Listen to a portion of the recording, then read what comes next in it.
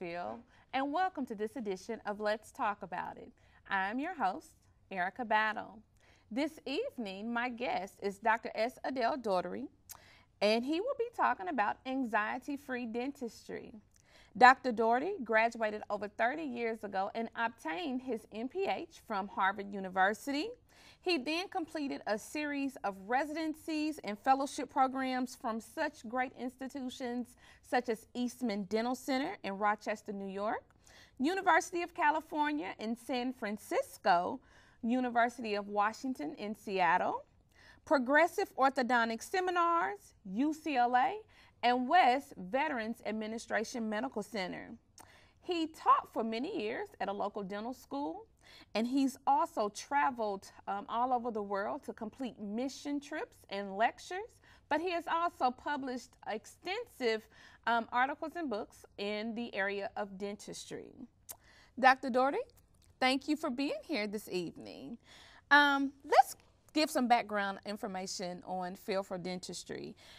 Now, when it comes to anxiety and the dentist, those two things go hand in hand.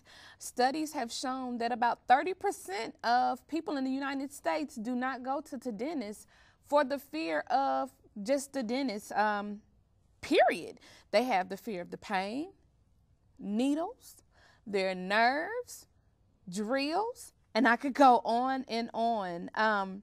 When you realize that so many people do not want to go to the dentist, something that is needed just as going to the regular doctor, as a dentist, how can you combat the fear of coming into your office? Thank you very much for having me. You are correct to say about 40 to 50% of the population don't seek dental help because of fear. People do have fear of dentistry, but dentistry has come a long way. Now we can actually see patients and treat them with little or no anxiety. There are a lot of ways we can manage that. We can manage that through some of them through medication. For children, for example, we can do behavioral modification for children. But for adults, there are a lot of medication that we can use these days that will really work well for them. When you say that there are a lot of medications, can you be a little more specific? Because when I think of medicine and I think of pain, I think of just over-the-counter medication, and I know that's not what you're speaking of. So could you be a little more specific in what ways that you can treat adults? Sure.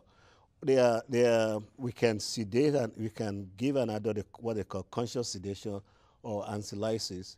We can do that by giving them a little blue pill to take, like the one in this bottle here, and then patient will relax. They will be more relaxed. They are not going to feel as anxiety as they were before. They are not going to be apprehensive. So but they will still be able to feel and tell. They will be able to be conscious of the environment. We can do that. We can also do IM, intramuscular or IV. Give them, when we do IV, when you shoot the medication through their veins, we flush with saline water. And usually we use smaller dosage when we are doing IM or IV than going through the mouth. And it's not the same medicine that we use for the mouth and as well as IV or IM. Okay, you mentioned a word, anxiolysis. Specifically, and I know you kind of gave me a brief overview of that. What anxiolysis, what is that? It's a pharmacological state of consciousness whereby you pharmacologically induce patients to be in that state of consciousness. That they will diminish their anxiety level, but it will facilitate their coping skills. They will retain their faculty.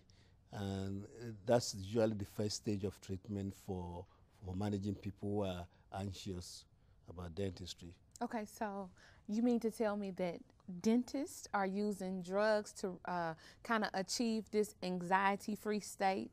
Yes, we do that. We do that. And like